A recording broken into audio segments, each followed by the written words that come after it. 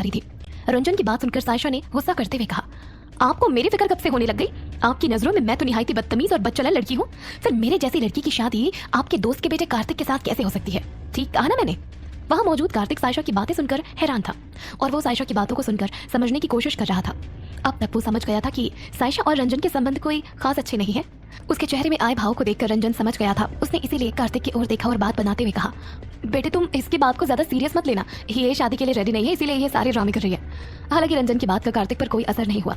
वो सायशा के चेहरे पर आए गुस्से को अच्छी तरह समझ पा रहा था। सायशा ने रंजन की ओर देखकर कहा, आप मेरी शादी कार्तिक से करवा कर कार्तिक से रिश्तेदारी जोड़ने की कोशिश क्यों कर रहे हैं?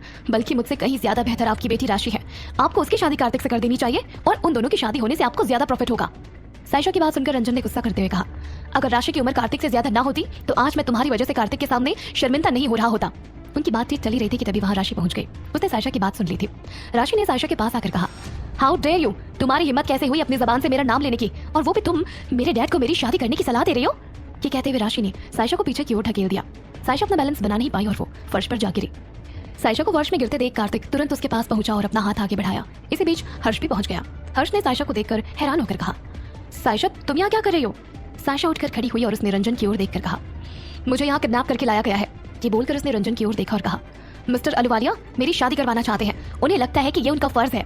हर्ष ने रंजन की ओर देखकर कहा, डैड ये सब आप क्या कर रहे हैं? रंजन ने गहरी सांस ली और कहा, एक पिता का फर्ज निभाने की कोशिश कर रहा था। सायशा ने रंजन की ओर देखकर कहा, आप पहले पिता तो बन जाइए, उसके बाद पिता का फर्ज निभाइएगा।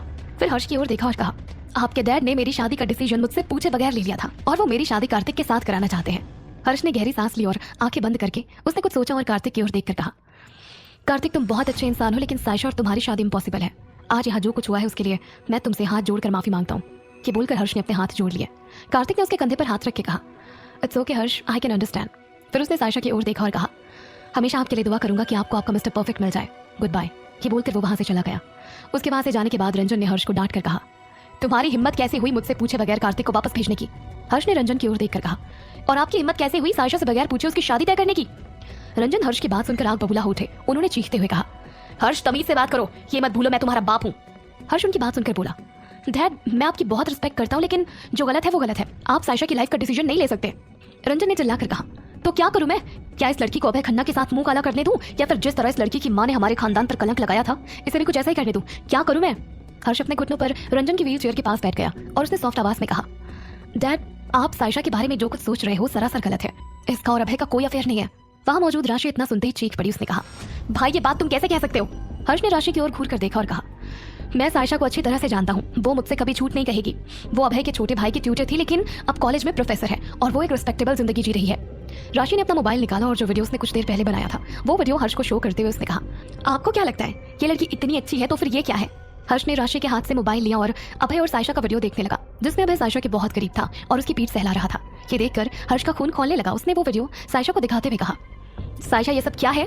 सायशा ने अपनी आंखें बंद की और आंखें नीचे करके उसने कहा, भाई ट्रस्ट में जो आपको दिख रहा है वो उतना सच नहीं है जितना आप उसे समझ रहे हैं। उसकी ये बात सुनकर हर्ष ने राशि का मोबाइल फर्श पर पटक दिया और चिल्लाकर कहा, तो फिर सच क्या है बताओ मुझे।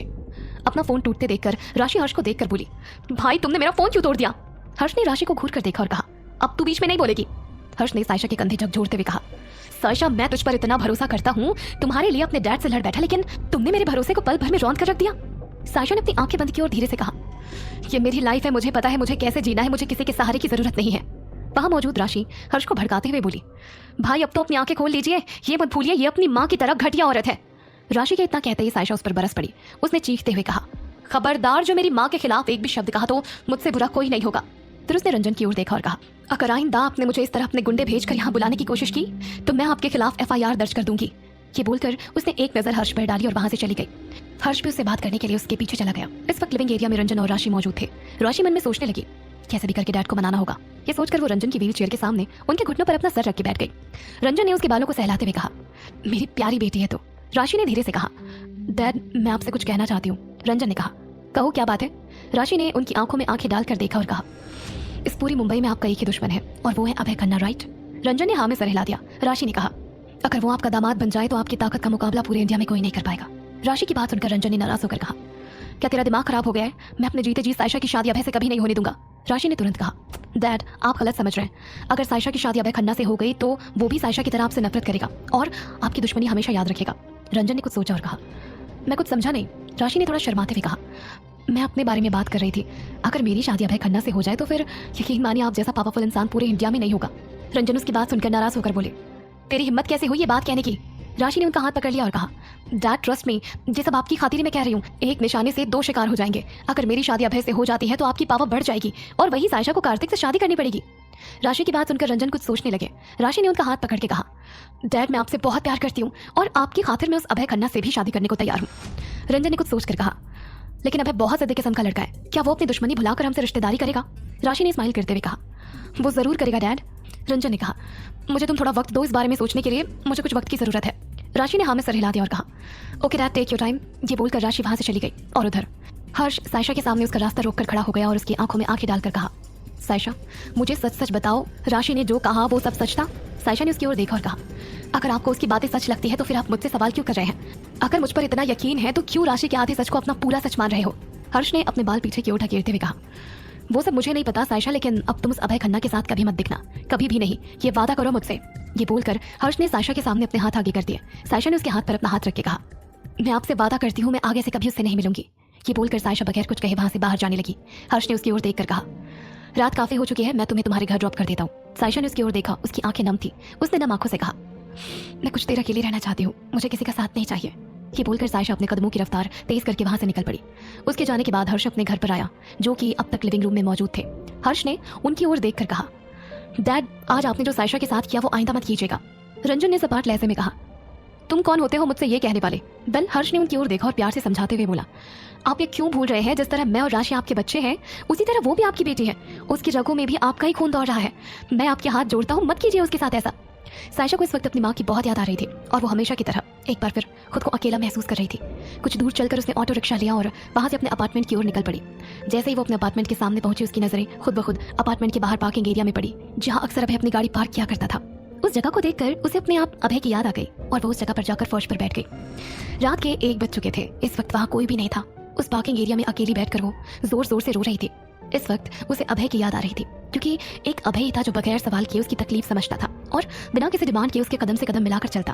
उसने अपने पैर मोड़ लिए और अपने पैरों के चारों तरफ हाथ बांधकर घुटनों पर सर टिकाकर फपक कर रोने लगी। इस वक्त उसे लग रहा था कि अभय सामने से आ जाए और उसे हमेशा की तरह बगैर कुछ सवाल किए अपने गले से लगा ले, ताकि उसकी तकलीफ कुछ हद तक कम हो जाए। वो इस वक्त उसे दिल से याद कर रही थी कि तभी उसके हैंड पर्स में रखा मोबाइल फोन बजा। उसने खुद से बात करते हुए कहा, इतनी रात के मुझे कौन फोन कर सकता है? उसने अपना मोबाइल निकाला। मोबाइल स्क्रीन पर अभय का नाम डिस्प्ले हो रहा था। सायशा के उदास चेहरे पर बड़ी सी स्माइल आ गई। उसने फोन रिसीव किया। सायशा ने एक शब्द भी नहीं कहा। दूसरी ओर से अभय ने भी कुछ नहीं कहा। उन दोनों के दरमियान खामोशी थी। अभय ने कुछ देर बाद कहा, क्या बात है, मेरी जंगली बिल्ली किस बात से परेशान है? सायशा ने हैरान होकर पूछा, तुम्हें कैसे पता कि मैं परेशान हूँ? अभय के चेहरे पर तिरछी स्माइल आ गई। उसने कहा, दिल का कनेक्शन है मेम साहब, बगैर कुछ कहे हमारी धड़कनें आपस में बात कर सकती हैं। सायशा चुप थी। अभय ने धीरे से कहा, बताओ क्या बात है? सायशा ने धीरे से कहा, इस वक्त मुझे बहुत भूख लग रही है। अभय ने सपाट लहजे में कहा, तुम अपने रूम में चलो, अभी तुम्हारे खाने का अरेंजमेंट हो जाएगा। ये बोलकर उसने फोन कट कर दिया। फोन कट होने के बाद सायशा ने खुद से बात करते हुए कहा, क्या अभय मुझसे मिलने आएगा? मैं बगैर कुछ कहे उसके कंधे पर सर रख कर रो सकूंगी? क्या अपनी मजबूत बाहों में वो मुझे फिर से थाम लेगा? वो ये सोच ही रही थी कि तभी उसे हर्ष की बात याद आ गई। उसकी बात याद करके सायशा ने अपने सर पर टपली मार कर कहा, कि मैं क्या सोचने लगी? मैं अभय के बारे में क्यों सोच रही हूँ? वो अपने ख्यालों से बाहर आई और पैदल ही अपार्टमेंट से कुछ दूर बनी चौपाटी में पहुंच गई। वहां तक काफी भीड़ थी। वो गोलगप्पे की रेडी के पास पहुंची और गोलगप्पे खाने लगी। इस वक्त उसे सचमुच बहुत भूख लग रही थी। वो काफी जल्दी जल्दी गोलगप्पे खा रही थी कि तभी उसकी पीठ पर किसी ने धीरे से हाथ रखा। उसने जैसे ही पीछे पलट कर देखा, वो हैरान रह गई और उसका मुंह खुला का खुला रह गया। आखिर कौन है वो शख्स जिसे देखकर सायशा हैरान रह गई? जानने के लिए सुनते रहिए पॉकेट एफएम। सायशा गोलगप्पे खा रही थी कि तभी किसी ने उसकी पीठ पर हाथ रखा। उसने जैसे ही पीछे पलट कर देखा, वो सामने मौजूद शख्स